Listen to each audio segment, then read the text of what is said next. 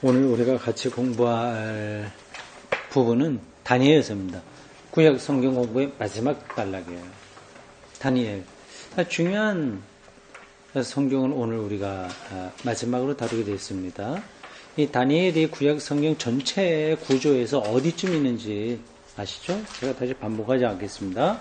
성문서의 마지막에 있는 거예요. 모세오경, 정계연서, 그 다음에 예언서. 네 번째로 분류될 수 있는 게 성문서인데, 그 성문서 중에서도 마지막이 다니엘서입니다. 다니엘에 대한 이야기는 대충 아시죠? 네, 잘 아시는 분들도 있을 거고요. 주일학교 때부터도 이건 아주 흥미진진한 그런 이야기거리가 됩니다. 저도 오늘 이 공부를 같이 하려고 다시 한번 쭉 읽어봤어요. 근데 이제 옛날에 읽던 거하고 좀 느낌이 달라요. 이 텍스트라고 하는 게, 오묘해서 자기가 볼 수 있는 것만큼 이게 열립니다. 어떤, 텍스트만이 아니라 그림도 그렇거든요. 명작, 이런 것들. 라파엘 그림이나 이런 것들, 렘브란트, 우리 동양에도 많은 그림들이 있는데, 그거는 자기가 아는 것만큼 보인다고 하는 그런, 경구처럼 보일 만큼만 보이게 되는 거죠. 근데 그게 왜 그러냐 하면, 그 그림을 그린 사람이나 아니면 작가나 음악가나 아니면 시인이나 그 사람들의 영성이 거기에 다 담겨 있기 때문에 그런 거예요. 그러니까 우리가 이 구약 성경, 이 사람들의 영성에 다 있지는 못하잖아요. 그래서 자기식으로 읽어야 되게, 자기 수준에서. 초등학교 아이들이라면 이건 만화처럼 읽어요. 그러니까 다니엘에 대한 만화 그림도 있을 거예요. 이건 흥미진진할 것 뿐입니다. 그러나 인간 삶, 죽음, 소외, 철학, 인문학, 예술, 인간의 여러 가지 부조리한 것들, 그리고 우주, 이런 등등에 대한 이해가 어느 정도 된 사람이라고 하면 더 이게 이제 다르게 또 읽히게 되는 거거든요. 특히 이제 한층 더 깊이 들어갈 수 있는 거죠. 여기 얼마만큼 깊이 들어갈 수 있느냐, 그건 무한정이라고 할 수 있습니다. 이게 무한정, 그 표현이 정확한지는 모르겠는데요. 왜 무한정이냐 하면, 이제 성경을 신탁이라고 얘기하거든요. 하나님으로부터 어떤 신비한 방식으로 전해 들은 것을 기록한 거기 때문에, 이거는 하나님의 차원인 거죠. 그러니까 무한하다. 그만큼 영성이 깊어진 사람에게는 이 책이 그렇게 계속해서 어떤 깊이를 우리들에게 보여준다, 그렇게 볼 수 있습니다. 다니엘서를 오늘 공부하게 되는데, 제가 한번 다시 쭉 읽어봤어요. 일단 내용은 재미있긴 합니다. 근데 옛날에는 별로 이렇게 정확하게 이렇게 분석하지 못하고 읽었었는데, 이번에 다시 한번 읽어보니까 1장에서 6장까지 하고, 그리고 그 다음에 7장부터가 완전히 다른 이야기예요. 1장부터 6장까지는 하나의 설화 혹은 이야기, 서사라고 할 수 있어요. 7장부터 마지막까지 12장까지 있죠. 이게 6장 나눠지네요. 1장부터 6장까지는 다니엘에 대한 이야기이고, 다니엘을 중심으로 한 이야기이고, 꼭 다니엘 이야기만 아니에요. 다니엘의 친구들 이야기도 나오고요. 이 책이, 우리가 공부하게 될 이 책에도 있습니다만, 이거는 이렇게 처음부터 여러 가지 이야기가 있었던 거예요. 그걸 이제 다니엘로 묶어낸 거죠. 다니엘과 관계됐다고 그래서 묶은 거지. 처음부터 이러한 이야기가 다 똑같이 이렇게 있었던 건 아닙니다. 근데 1장부터 6장까지는 어쨌든 간에 드라마예요. 서사예요. 어떤 이야기가 됩니다. 그러나 7장부터 12장까지는 그가 없어요. 서사가 아니라 그냥 전문적인 용어로 묵시문학이라고 하거든요. 어떤 그 유대인들의 고유한 신앙적 표현이라고 할 수 있는 그 묵시문학. 제가 설교 시간에도 가끔 그 단어를 얘기했고요. 우리가 이 구약 성서를 전체 공부하면서도 묵시문학에 대해서 몇 번 얘기했습니다. 그런 쪽에 속합니다. 그러니까 아주 비밀스러운 어떤 것을 극단적인 상징을 통해서 표현하는 유대인들의 문학, 장르, 이걸 가리켜서 이제 묵시문학이라고 얘기하는 거죠. 그럼 어떻게 알 수 있냐? 뭐 똑같은 하나님의 말씀인데 뭐 그렇게 구분하냐? 그렇게 말씀하실 분은 없을 거라고 보고요. 아주 분명하게 구분이 되기 때문에 여기에다가는 뭐 이러쿵저러쿵 다른 얘기를 이제 넣을 것도 없습니다. 예, 여러분 책을 좀 보십시오. 성문서의 마지막 단락인 다니엘입니다. 321쪽이에요. 321쪽.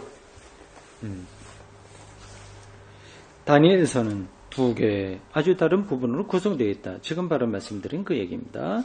하나는 설화예요. 1장부터 6장까지고요. 두 번째는 환상, 묵시문학으로 되어 있는 책입니다. 7장에서 12장이에요. 이건 아주 확연하게 구분됩니다. 이 설화는 이 어떻게 되는지 여러분들 아시죠? 다니엘이 꿈을 해몽한 거야. 이 느부갓네살 왕. 그 느부갓네살 왕의 이야기니까 그럼 이거는 유대 나라가 아니라 저쪽 바벨론 포로로 잡혀갔을 때 느부갓네살 왕 밑에서요. 꿈을 해몽해갖고 이게 정말 믿기 힘든 이야기인데 역사적 사실이라고 보기도 조금 곤란하기도 하고요. 꿈을 해몽해. 느부갓네살 왕이 있고 그 다음에 또 벨사살 그 두 번째 왕도 나와요. 보면 이 사람들의 꿈을 해몽해줘갖고 총리 대신이 됐다. 뭐 그런 얘기입니다. 핵심적으로는 그거예요. 그 비슷한 이야기가 또 있죠. 구약 성경에. 예? 요셉 이야기. 또 거의 똑같습니다. 보면 요셉도 이집트에 가서 바로 이 바로라고 하는 건 여러분들 알다시피 어떤 왕 한 사람을 가리키는 게 아니라 이집트의 모든 황제들을 가리키는 이거 일반 명사예요. 파라오라고 합니다. 그러니까 파라오 몇 세 아니면 또 다른 이름이 있는데 하여튼 그 바로의 꿈을 해몽해서 꿈도 뭐 별거 아닌데 그 7마리 뭐 살찐 거 하고 뭐 맞죠? 7마리 5마리인가? 7마리 맞죠? 예. 이 요셉의 꿈 이야기하고 이 다니엘의 꿈 이야기가 아주 흡사합니다. 그러니까 그 유대 사회에 이러한 이야기들이 많이 있었던 것 같아요. 이 두 부분은 다니엘이라고 하는 이름 때문에 같은 시대라고 하는 것 때문에 두 가지 다니엘이라고 하는 이름하고 시대가 같다고 하는 것 때문에 그리고 심각한 고난의 때에 가진 신앙의 모범을 주제로 삼고 있다고 하는 것 때문에 서로 연결되고 결합되어 있다. 그러니까 다 각각 다른 이야기예요. 그러니까 이 다니엘의 세 친구가 어디 저 불 속에 들어가는 이야기 나오잖아요. 그거하고 다니엘이 또 사자에게 뭐 들어갔다고 하는 이야기 이런 게 사실은 다 따로따로 있었던 이야기인데 이제 같은 시대에 있었던 걸로 봐서 이렇게 하나로 묶었다 이렇게 보시면 됩니다. 그렇게 우리가 그렇게 본다고 해서 하나님 말씀의 권위가 떨어지는 게 절대 아닙니다. 여러분들이 이제 그걸 극복하셔야 되는데 극복하셨을 거라고 보고요. 그래 역사적으로 이 성경이 여러 가지 우여곡절을 거쳐서 이렇게 점차적으로 마치 이제 금강석을 이렇게 재련해갖고 재련이라고 그러나요? 어떻게 그걸 갖다 잘 다듬어야지 보석이 되는 거 아니겠습니까? 그러니까 구약 성경에는 여기 있는 것 말고 많은 이야기들, 문서들이 있었는데 그거를 이제 역사적으로 잘 갈고 다듬고 그렇게 해서 성경이 된 거예요. 그 과정에 어떤 일이 있었느냐를 조금은 눈치채야 성경을 정확하게 이해할 수가 있습니다. 설화 부분이에요. 보십시오. 1장에서 6장까지인데 그게 지금 한 6가지로 나누어졌습니다. 첫 번째는 다니엘과 그의 친구들, 세 친구들은 그들이 하나님에 대한 충성을 지키는 자들이나 그들은 바벨론 왕궁에서 하나님을 섬기고 있었다. 그게요, 그 역사적 배경은 여기 다니엘서의 앞부분에 나오는데 여러분들 뭐 성경 가지고 계신 분들 한번 보세요. 1장 보면 거기 설명이 이렇게 되어 있습니다. 1장 1절. 여러분들이 그런 거를 혼자 읽으면서 요게 유대의 북이스라엘은 아니고 남유대의 이야기예요. 유다와 그리고 바벨론하고 어떤 관계에 있을 때 일어난 일인가 뭐 그런 것들 다 따라가긴 힘들겠죠. 그래도 그런 게 배경이 있습니다. 전제하고 읽어보세요. 그러니까 1절이 이렇습니다. 유다 왕 여호야김. 그러니까 유다 왕이 아직 있다고 하면 이 여호야김은 망하기 직전에 두 번째 왕이거든요. 그러니까 유다 왕 여호야김이 다스린 지 3년 되는 해에 바벨론 왕 느부갓네살이 예루살렘에 이르러 성을 에워쌌더니 그래서 이제 압박을 한 거죠. 그때 이제 망할 뻔했어요. 이스라엘이. 대신 이제 조공을 바치고 뭐 그렇게 하는 걸로 이제 위기를 모면했거든요. 그때가 제가 몇 번 말씀드렸죠. 예루살렘이 바벨론으로 포로로 잡힌 게 2차에 걸쳐서 됐다고요. 정말 마지막 완전히 망가진 때는 기원전 587년이고요. 587년. 이거는 이거부터 10년 전 이야기입니다. 10년 전. 이거 587년에는 시드기야라고 하는 왕이 있어요. 마지막 왕이에요. 시드기야. 그때 이미 전에 10년 전에 그 예루살렘이 망할 뻔했습니다. 바로 그때 이야기예요. 그때 느부갓네살이 예루살렘 성을 에워쌌습니다. 고대 전투라고 하는 것이 서로 이제 막 부닥쳐서 맞짱을 떠서 이기고 지기도 하지만 또 이제 성 안에 들어가서 지구전으로 버텨내거나 또 바깥에서 포위해 꼼짝 못하게 지치도록 만드는 그러한 길들이 방법이 있는데 포위됐어요. 뭐 유대 나라가 나와서 싸울 수는 없죠. 군사력이 약하기 때문에. 주께서 유다 왕 여호야김과 하나님의 전 그릇 얼마를 그의 손에 넘기심에, 그러니까 다 이제 여호야김도 잡혀가고 뭐 성소에 있었던 것 뭐 등등 다 갔어요. 그러니까 느부갓네살이 그걸 다 빼앗아 갔죠.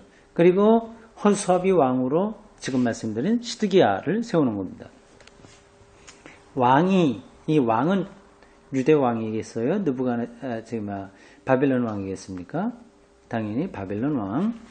이 황관장 넷인가요? 어떤가요? 황관장, 그런 사람들은 그 왕의 일들을 이제 잘 직접 맡아서 하는 뭐 비서, 실장 비슷하겠죠. 아스푸나스에게 말하여 이스라엘 자손 중에서 왕족과 규정 및 몇사람 곧 흠이 없고 용모가 아름다우며 모든 지혜를 통찰하며 지식에 통달하며 학문에 익숙한 등등등등 소년을 데려오게 했다. 이게 아마 제국들이 자기가 침략한 나라들을 이렇게 어떻게 하는 거예요? 그거를 식민지화하는 그런 정책에서 나온 거죠.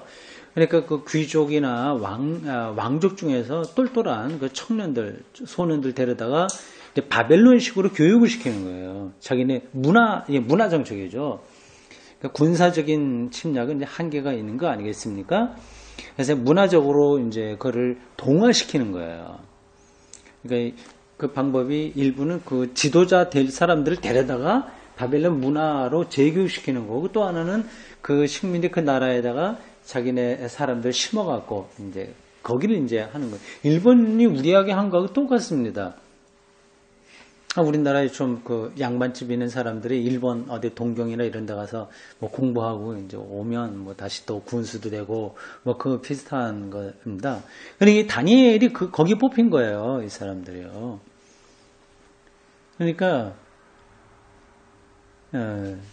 그냥 우리가 조금 비판적으로 본다면 좀 의식이 있는 청년이라고 하면 가지 말아야지. 왜 거기 가서 그 바벨론 왕궁에 가서 이렇게 있냐 이렇게 말할 수도 있는데 그건 이제 트집 잡는 이야기고요. 가지 않을 수 없는 그런 상황이겠죠. 가서 갈대아 사람의 학문과 언어를 가르치게 하고, 그런데다가 3년 동안 그렇게 했고요.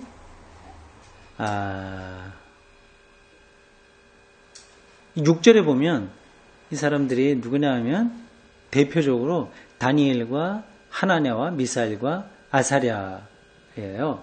그러니까 다니엘하고 세 친구입니다. 근데 여기서 황관장이 그들의 이름을 고쳤다고 그래요. 그래서 보통 우리가 다니엘은 벨드사살, 하나냐, 사드락,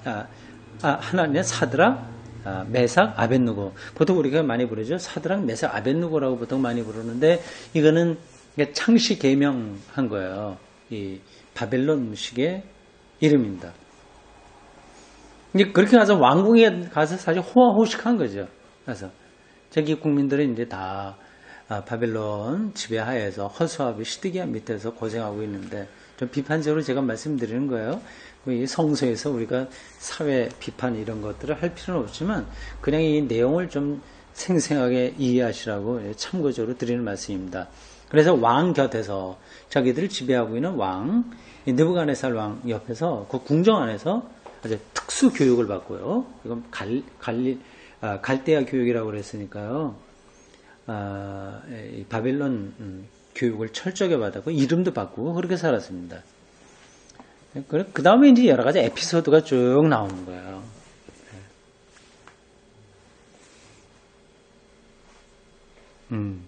그 이야기가 여러분 가지고 있는 책 제 1번 있는 다니엘과 그의 세 친구들이라고 하는 거기 있는 겁니다. 그런데 그 중요한 건 그 일정에서 벌어진 거는 음식계 문제였어요. 근데 다니엘하고 이 친구들은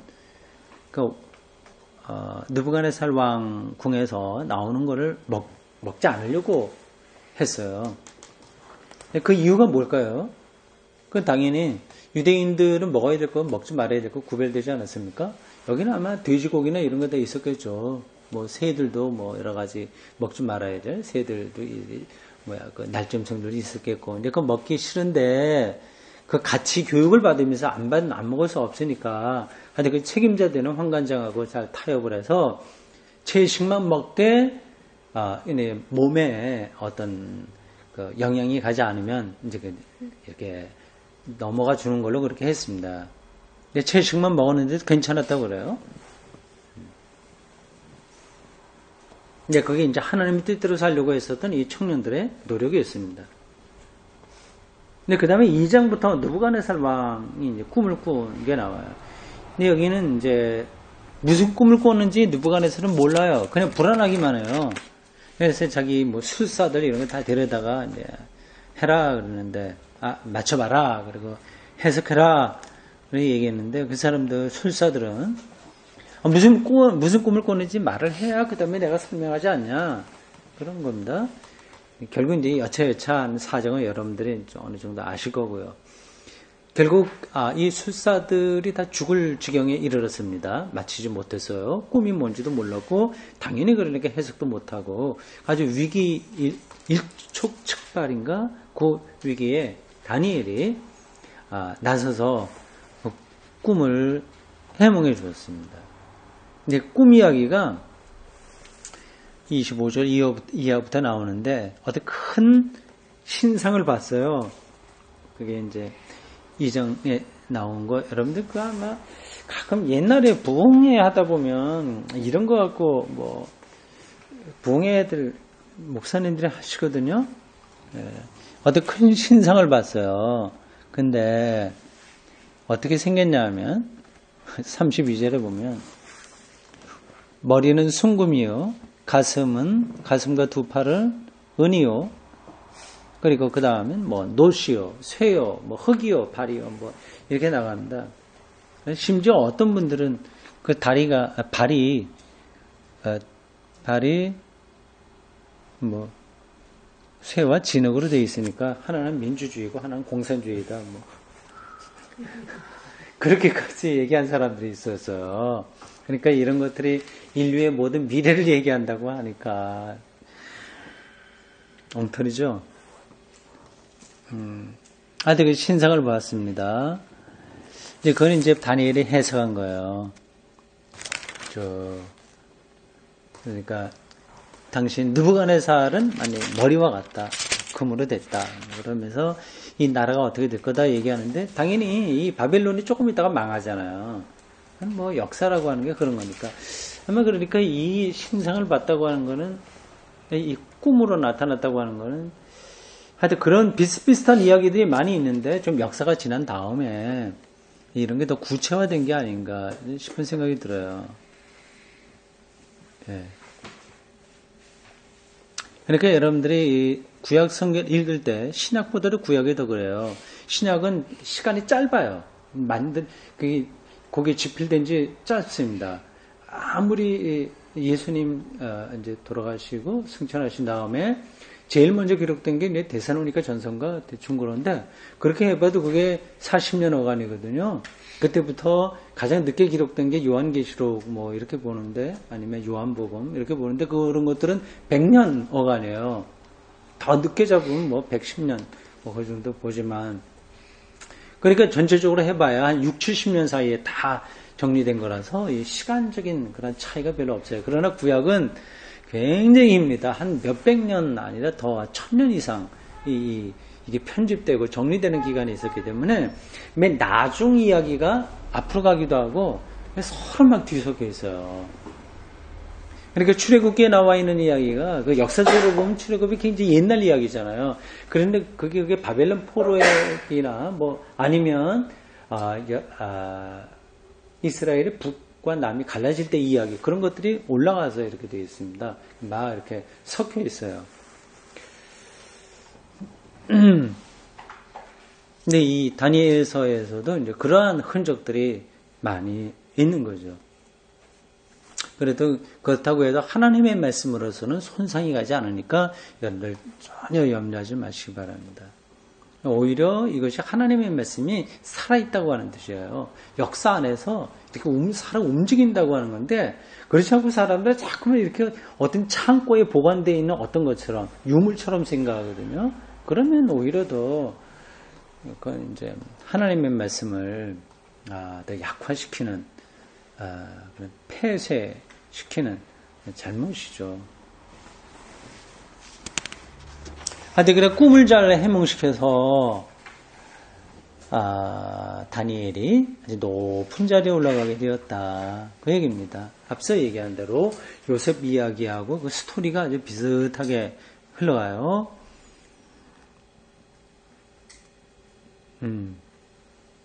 그래서 3장에는 오늘 우리 여러분들 가지고 있는 책에 322쪽에 3번으로 나와 있는데요.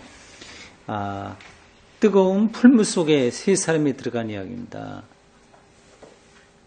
요거는 여기에는 다니엘이 안 나와요. 다니엘의 친구들만 나와요. 그들이 이제 이런 낙성식, 그 큰 신상 만들어 놓고 이제 절하고 뭐 하는 거요. 마치 북한에서 김일성 그 신상 크게 만들어 놓고 뭐 국내외 인사 들어옵니다. 그 앞에 참배하게 하지 않습니까? 뭐 그건 비슷한 거예요. 그게 우상이기도 하지만 꼭 그렇게 그 우상에서 복 받으려고 한다기보다도 그 민족을 통일시키려고 하는 정치적인 그런 배경이 훨씬 더 많습니다. 그러니까 이 느부갓네살 왕도 그걸 만들어 놓고 그 제국, 자기가 식민 지배하고 있는 나라까지 하나의 통일성을 확보하려고 하는 그러한 거였겠죠.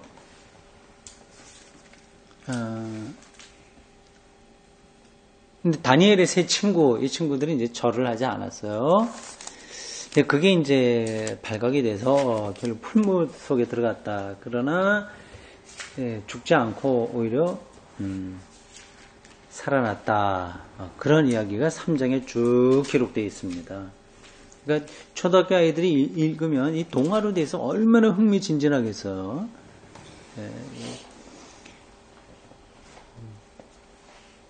어떻습니까? 이게 가능할까요? 실제로 있었다고 볼 수 있을까요? 실제로 있었느냐 없었느냐는 거는 성경 읽을 때 여기서는 별로 중요하지 않습니다. 이들이 이제 이러한 고대인들은 하여튼 그러한 쪽으로 생각을 많이 한 거예요. 이 성경이 이런 걸 통해서 말하려고 하는 것은 뭘까요? 그러한 일이 실제로 일어났다는 그런 거를 말하려고 하는 게 아니라 하나님이 살아계시다. 이 느부갓네살 제국주의 있지 않습니까? 거기 앞에서도 굴하지 않는 이 신앙인들을 특별한 방식으로 지키시니까 하나님만이 전능하신 분이다. 계속해서 그 이야기를 다니엘서는 말하려고 하는 겁니다.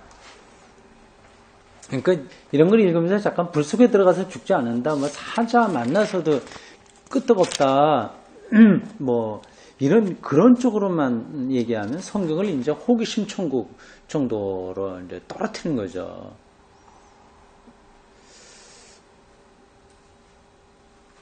예. 그 다음에 4장에 보면 또 꿈에 대한 이야기가 나와요. 근데 그렇게 좀 여러분들 읽으면서도 좀 이상하죠? 이 느부갓네살 왕이 앞에서 그 신상에 대한 꿈 때문에 한바탕 소동을 쳤는데 이 4장에 보면 또 꿈 얘기가 나와서 사람들이 지식인들이 그 당시에 해석하지 못하고 다니엘이 또 해석했다고 하는 얘기입니다. 여기는 나무에 대한 이야기예요. 나무. 10절에 보면 이렇게 나와요. 내 침상에서 나의 머릿속으로 받은 환상이 일어나 아니라 내가 본즉 땅의 중앙에 한 나무가 있는 것을 보았는데 쭉 그 나무에 대한 이야기. 그래서 그게 잎사귀에 떨어지고 그렇다고 하는 그런 이야기입니다. 이제 이게 느부갓네살 이걸 아무도 해석을 못했어요. 그러나 다니엘은 어떻게 해석하냐 하면 당신은 정말 큰 나무와 같다, 대단하다. 그러나 언젠가는 조금 있다가 당신 정신이 이상해져 갖고 저 들판에 나가서 소처럼 풀을 먹는다. 그렇게 이제 해몽을 한 거예요. 해석을 한 거예요. 이제 그게 그대로 이루어졌습니다. 자초지장은 우리가 다 모르죠. 근데 다니엘이 다른 바벨론 사람 술사들이나 바벨론의 지식인들이 할 수 없었던 일을 했다고 하는 거. 근데 그게 자기의 능력이 아니라 하나님이 그렇게 인도하셨다고 하는 거. 그게 이제 이러한 다니엘서의 핵심이죠. 포커스는 바로 거기에 있습니다. 그거를 봐야지 이건 하나님을 잘 믿으면 다른 사람의 운명을 막 쪽집게처럼 맞춘다든지 뭐 이런 식으로 생각하면 참 곤란합니다. 이런 게 이제 우리가 성경을 읽으면서 조금 이해하기 힘든 부분이기도 하고 뚫고 넘어가야 될 부분이기도 합니다. 이 형식은 다 고대인들의 형식이에요. 이거는 2000년, 3000년 전 사람들의 세계관에 의해서 기록된 겁니다. 하늘이 있고 하늘 위에는 뭐가 있다고 생각했을까요? 고대인들은 물이 있다고 생각했어요. 하늘 너머에 물이 있고 이 땅 밑에 또 물이 있습니다. 그 사이를 창세기에 나온 창조 사건에 나오는 거잖아요. 그걸 갈라갖고 이게 창공을 만든 거거든요. 그 궁창이라고 얘기하죠. 그 궁창이 하늘이에요. 그 너머에는 물이 있습니다. 그러니까 고대인 사람들의 눈에는 비가 오거나 이렇게 볼 때 저기 물이 있다고 생각하지 않았겠습니까? 그러니까 그런 거 이상한 게 하나도 아니에요. 근데 물이 있는 게 아니라 인fin의 수증기가 올라가서 이렇게 내려왔다. 우리는 이제 새로운 물리학을 통해서 그런 세계를 알기 때문에 고대인들의 어떤 우주관에 근거해서 기록된 그 형식을 그대로 따르면 이거 정말 현재 성경을 유치하게 이해하는 거죠. 이양 말이 나왔기 때문에 한 말씀만 드린다면 가끔 이제 사람들이 창조의 원리 뭐 그렇게 얘기해갖고 아버지, 어머니, 아이들이 있는 한 가정 이게 가장 바람직한 하나님의 뜻에 맞는 남자가 만나서 여자가 만나서 결혼하고 가정을 이루는 것이 가장 귀하고 아름답고 창조의 원리라고 보통 생각하지 않습니까? 지금 그렇지 않게 홀로 사는 사람들이나 뭐 동성애자들이나 이런 사람 좀 다르게 잠깐 보잖아요. 이제 그러면서 그런 걸 갖다 특히 이제 동성애 이제 그런 거 얘기할 때 그런데 그런 건 이제 하나님의 창조 원리에 어긋난다. 제가 그렇게 보거든요. 그건 잘못입니다. 성경에 나와 있는 그런 남자가 만나서 여자 가정을 이루고 하는 것들은 다 이미 그렇게 고정된 세계 안에 들어온 상태에서 본 이야기죠. 그걸 전제하고 여러분들이 읽으셔야 됩니다. 그러니까 왕정시대, 고대인들의 우주 물리학, 그러한 체계, 그리고 남성 중심주의, 그런 게 아주 철저했던 시대에 기록된 문서이기 때문에 그걸 그대로 담고 있어요. 그렇다고 하더라도 여기서는 그걸 이야기하려고 하는 것이라 그 방식을 통해서 그런 틀 안에서 더 근원적인 것을 얘기하기 때문에 우리가 그걸 봐야 되는 거죠. 그런 영적인 시각 이거는 굉장히 여기는 성숙한 어른입니다. 그러니까 우리가 물리학으로 보면 그 당시가 오히려 최첨단의 영성이고 지금은 오히려 미숙한 그런 영성이에요. 왜냐하면 다른 것으로 온통 우리는 정신이 팔려서 그 하나님의 영성, 하나님을 향한 영적 감수성 거의 많이 놓치고 삽니다. 지난 주일날 서울 샘터교회 이제 예배 드리고 거기는 예배 마친 다음에 잠깐 쉬었다가 사도신경 공부를 하거든요. 제가 올라갔을 때만 합니다. 그리고 공부하기 전에 이제 시를 하나 읽었어요. 신경림 선생의 낙타라고 하는 겁니다. 지금 서울샘터교회 거기 홈페이지 들어가면 어떤 분이 그거 올려놨던데 한번 보시기 바랍니다. 그 낙타 재미있는 시였어요. 그러니까 하늘, 별, 해, 그리고 모래 이것만 보는 낙타처럼 내가 살고 죽은 다음에 갔다가 다시 거기에 누가 있어 나를 다시 세상에 가라고 하면 다시 와서 나는 그렇게 낙타처럼 살다가 왜 살았는지도 모를 어떤 어리석은 사람 하나 내 등에 태우고 다시 가리라. 그래서 그런 뜻입니다. 내가 하나는 다 기억나지 않은데요. 그 신경림이라고 하는 시인의 영성에는 저 하늘, 별, 해, 그 모래 단순한 거잖아요. 이런 삶에서 더 풍부한 삶의 본질을 알 수 있다고 하는 거죠. 이건 상당히 일리가 있을 뿐만 아니라 맞는 이야기입니다. 우린 많은 관심에 흩어져 있어요. 사실 여러 가지로. 먹고 살기도 좀 힘들기도 하고, 그리고 내가 이루어야 될 것도 너무나 많고, 또 우리 호기심을 자극하는 것도 너무 많고, 아침부터 죽을 때까지, 잠잘 때까지 시청, TV로부터 시작해서 온갖 소리들, 그리고 모든 그런 것들로 우리가 다 흩어져 있어서 정말 중요한 걸 놓치고 있는 게 아닌가 싶습니다. 근데 그렇기 때문에 고대인들이 이 성서에서 하나님을 경험하는 것은 정말 놀라운 일들이에요. 그걸 이제 우리가 붙들어야 되는 거죠. 말이 좀 옆으로 갔습니다. 예, 나무에 대한 꿈을 해석한 거예요. 4장에 있는 이야기입니다. 5장에는 이제 다른 왕이에요. 5장 1절 보세요. 벨사살 왕이 나오죠. 이 벨사살 왕은 느부갓네살의 아들이죠. 그 2절에 보면 이렇게 나와요. 벨사살이 술을 마실 때에 명하여 그의 부친 느부갓네살이 예루살렘 성전에서 탈취해온 등등등등 좋은 그릇으로 먹고 마시려고 했었던가 봐요. 근데 갑자기 어떤 손가락이 나타나서 5절에 보면 나와요. 왕궁의 맞은편에 석회벽에 글자를 썼습니다. 그 손가락을 봤어요. 참 특이한 현상이죠. 그러니까 모두 놀라서 이제 사색이 된 거죠. 네, 아무도 이제 그게 뜻이 뭔지도 모르고 다시 이제 다니엘이 온 거죠. 그 13절 이하에 보면 그게 나옵니다.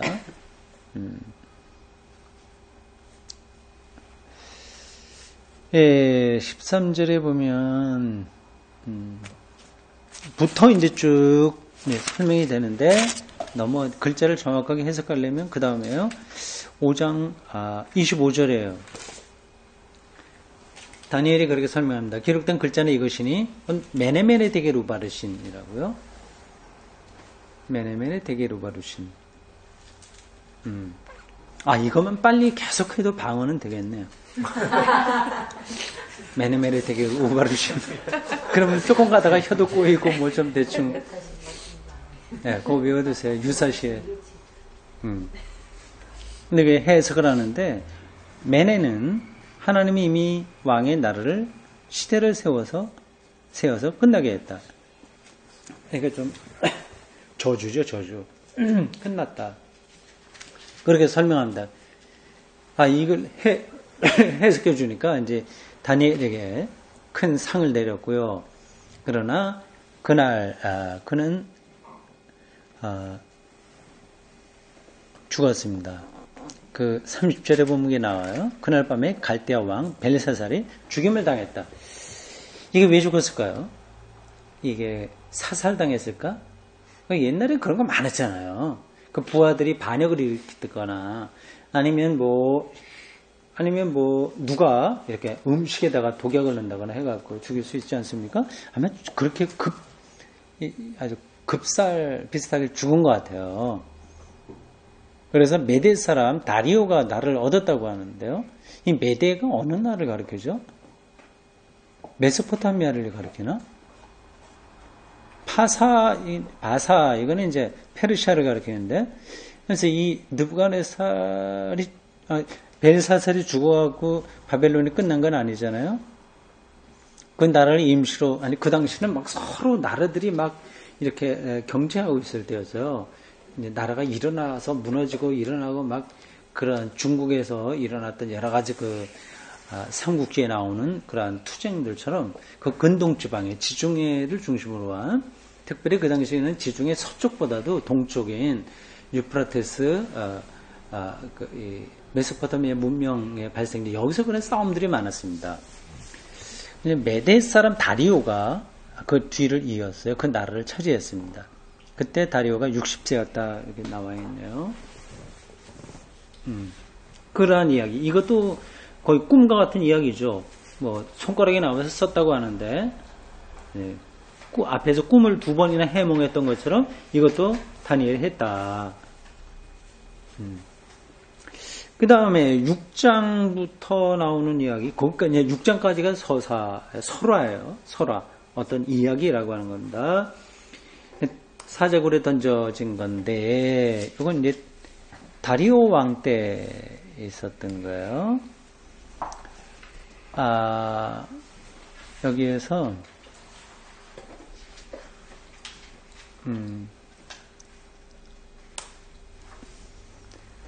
그러니까 다른 신을 섬기지 못하게, 칙령을 내리게 됩니다. 칙령을 내리게 돼요.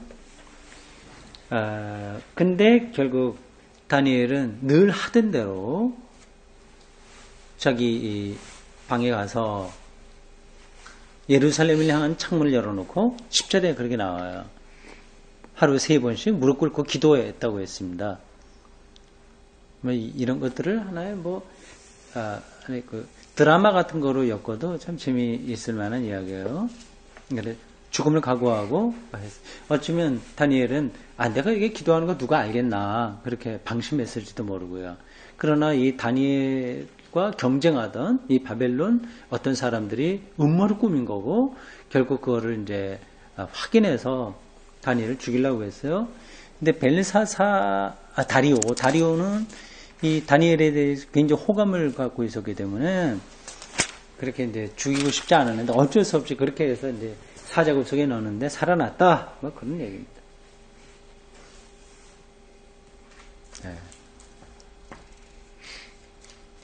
네. 6장 28절에 보면 그 부분이 이렇게 정리가 됩니다. 이 다니엘이 다리오 왕의 시대와 바사 사람, 요 바사는 아까 얘기한 대로 페르시아를 가리켜요.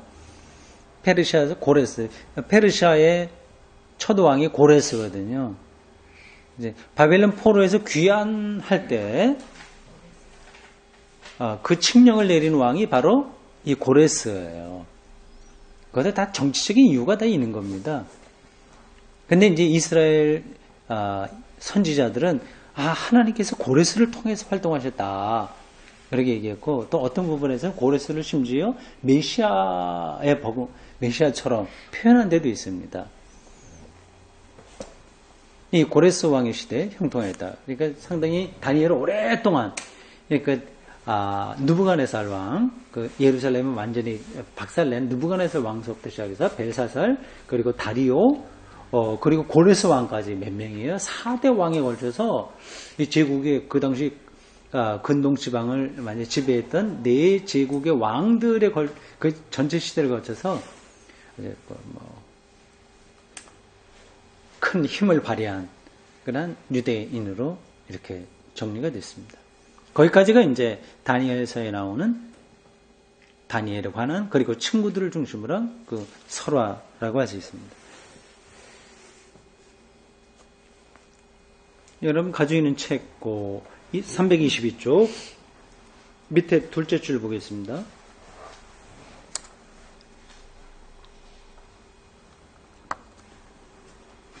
이 설화들은 한때 따로따로 존재했고 모든 것은 따로따로 존재했던 거예요. 이야기가 흩어져 있었던 거예요.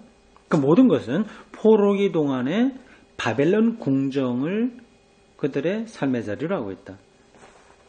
이 삶의 자리라고 하는 건 그냥 그 역사적 배경이다 하는 겁니다. 근데 신학에서는 이걸 거의 그 중요한 어떤 개념으로 설명해요. 삶의 자리. 독일어로 이제 지츠 임 레벤이라고 하는 지츠 이건 자리고요. 임 이거는 아내라고 하는 뜻이고 레벤 이건 생명 삶이거든요. 그 성경을 읽을 때 그게 어떤 삶의 자리에 있었냐 하는 것이 신학에서는 중요합니다. 근데 이거는 다니엘서는 포로기 동안에 바벨론 궁정을 그 삶의 자리로 하고 있다. 다니엘과 그의 세 친구들은 포로들과 함께 바벨론으로 가고 뽑힘을 받았으며 거기서 궁정에서 시중 드는 자의 직무를 훈련받고 있었다. 그러니까 시중 둔다고 해서 뭐 이렇게 하인이 아니고요. 굉장히 뭐라고 해야 될까요? 우리 청와대로 본다면 비서관들이죠. 비서관. 상대가 직위가 있는 사람들입니다. 엘리트라고 할 수 있어요. 그들이 바벨론 궁정에서 경험한 투쟁을 통해서 목숨을 내건 투쟁을 통해서 그들은 하나님께 충성을 다했고 그들의 생을 걸어서 그 조부들의 신앙을 지켰다. 조상들이죠. 조상들의 신앙을 지켰다. 근데 그걸 말하려고 하는 겁니다. 근데 말도 되지 않는 허황된 이야기들이 많이 있는데 그건 고대인들은 그런 식으로 늘 얘기했으니까 앞서 말씀드린 대로 그런 정도로 이해하시면 되고 핵심은 이러한 어려운 상황 가운데서 하나님께 충성하고 목숨을 바쳐서 조상들의 신앙을 지켰다. 더욱이 선견자로서 이거는 이제 선지자하고는 다른 거예요. 선지자는 그 역사를 분석하고 투쟁하고 정의 평화를 외쳤다고 한다면 선견자는 미래를 내다본 거 좀 차이가 있어요. 선견자로서의 다니엘의 은사는 외국의 환경 속에서 좋은 효과를 보았다. 그는 홀로 왕과 제국의 운명에 관계된 꿈과 환상을 해석할 수 있었다. 이것 때문에 비록 그가 완고한 신앙을 가지고 버텨나갔다고 하더라도 그렇죠. 그 자칫하면 정말 죽을 수 있는 적이 많았었는데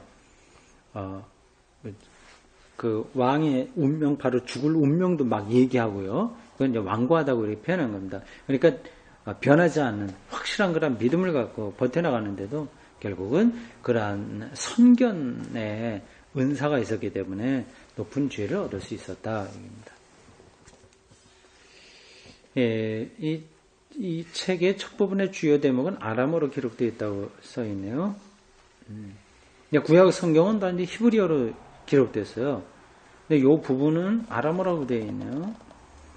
예, 구약 성경은 히브리어로 된 게 이제 원래고, 그 다음에 이제 디아스포라 유대인들을 위해서 그 구약 성경을 번역한 거를 이제 70인역이라고 해서 그건 헬라어로 되어 있습니다. 근데 이 부분은 아람어로 되어 있다고 그러네요. 대충 됐습니다. 이제 크게 두 번째 단락인데 이건 제가 하지 않겠습니다. 이거는 다니엘의 환상들이에요. 환상. 묵신문학이에요. 이게 그 다음 쪽 보십시오. 묵시에 대해서 조금만 설명하겠습니다. 324쪽 두 번째 패러그래프 보세요. 첫 번째 패러그래프부터 보십시오. 이 환상들 7장에서 12장은 1인칭으로 쓰인 다니엘의 이야기다. 그들은 묵신문학으로 불리우는 문학 계층에 속하는데 아포칼립틱스라고 합니다. 아포칼립틱스. 그런데 이사야의 일부 24장에서 27장 어떤 환상적인 걸 보는 거죠. 스가랴 이야기, 그리고 다니엘, 그리고 구약에 따른 여러 가지 개인적인 어떤 부분적인 이야기들 있고요. 신약 성경에는 요한계시록 이런 것들이 대표적입니다. 물론 복음서 안에도 묵신문학적인 것이 있어요. 마지막 때 뭐 어떻게 되리라 뭐 그런 것들이 있거든요. 그런 것들은 다 묵신문학적인 영향을 받았다고 보시면 됩니다. 그러니까 이 신앙이 구약부터 신약까지 딱딱 단절된 게 아니라 쭉 이어져 왔어요. 선지자 전통, 묵시문학 전통, 제사장 전통, 서기관 전통. 그러니까 뭐 학파들이 서로 싸우듯이 이게 쫙 그런 게 이렇게 소용돌이 치듯이 지나오면서 점점 이제 역사와 더불어서 정리가 됐고, 그리고 이제 신학 성경 안에서 그것이 더 집대성됐다. 이렇게 보시면 됩니다. 묵시들은 근본적으로 예언과는 다르다. 묵시적 문학가들은 예언자들보다 오히려 선견자 계열에 속했다. 그들 사이에 가장 중요한 차이점은 예언자들이 겉으로 보면 조금 비슷해요. 근데 차이점은 예언자들이 그들의 선포 속에서 하나의 오고 있는 사건을 지적하고 있는 반면에 하나님이 우리를 구원하신다. 우리를 해방시키신다. 이렇게 선지자들은 얘기하거든요. 근데 오고 있는 하나님의 구원 사건을 이제 가리키고 있는 반면에 묵시문학가들은 그 미래의 영상을 그리고 있다고 하는 점에서 그 차이점을 찾을 수 있다. 굉장히 그러니까 시각적이죠. 환상적이죠, 말 그대로. 선견자들, 묵시문학은 그렇습니다. 그러니까 하늘이 요한계시록 같은 데 보면 하늘이 종이장처럼 말린다고 하는 표현들이요. 바다의 속에서 용들 그런 것들이 튀쳐나온다거나 굉장히 영상적인 그런 거예요. 그러나 선견자 예언자들은 언어예요, 언어. 말을 통해서 하나님의 오고 있는 통치를 내다본 거죠. 아주 큰 차이입니다. 근데 왜 그렇게 구약에서 두 계급이 부류가 달랐냐? 다 역사적인 배경이 있습니다. 이 시간에 어떻게 그랬다 설명하겠어요. 더 이상 언어가 필요 없다. 혹은 언어로 통해서 말할 수 없는 극한 상황. 그렇기 때문에 영상적으로 말할 수밖에 없었던 거죠. 근데 그게 어떤 상황이냐? 그건 이제 삶의 자리인 거예요. 고대 유대인들이 어떤 삶의 자리에서 그런 걸 말할 수밖에 없었는가 하는 걸 알아야 성경을 이제 우리가 정확하게 이해할 수 있는 거죠. 묵시문학은 그들에게 주어진 이름을 설명하고 있다. 즉 그들은 그 말 그대로 아포칼립틱이라고 해서 가리워 있는 거 미래를 열어보였던 그런 겁니다.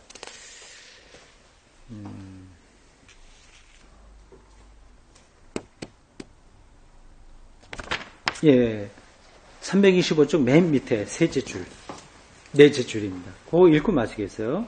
이런 환상들 속에 표현된 역사관은, 그러니까 영상적이고 아주 극단적인 상징이지만 엉터리 얘기가 아니에요. 거기도 다 아까 제가 그럴 수밖에 없었던 어떤 삶의 자리가 있었다고 그랬잖아요. 이게 역사관이에요. 그런데 역사관은 뭐냐? 역사관은 뭐냐? 하나님은 그의 목적을 향해서 움직이고 있다고 하는 신앙. 그리고 그러한 하나님의 목적은 모든 역사가 다 그리로 흘러가는 하나님 나라, 하나님 왕국, 하나님 통치라는 신앙에 의해서 확증된다. 그게 이제 묵시문학의 역사관인 거죠. 예, 그런 것들이 복음서에 나와 있는 예수님의 하나님 나라 선포와 어떻게 연관되냐, 그런 걸 좀 알고 싶으시죠? 그건 정말 신학 전문적인 공부가 필요한 겁니다. 이런 묵시문학적인 게 예수님의 하나님 나라, 여기도 하나님 왕국이라고 되어 있잖아요. 이게 어떻게 연관되냐, 연관되어 있거든요. 오늘 시간 넘쳤네요. 혹시 남았네. 기도하겠습니다.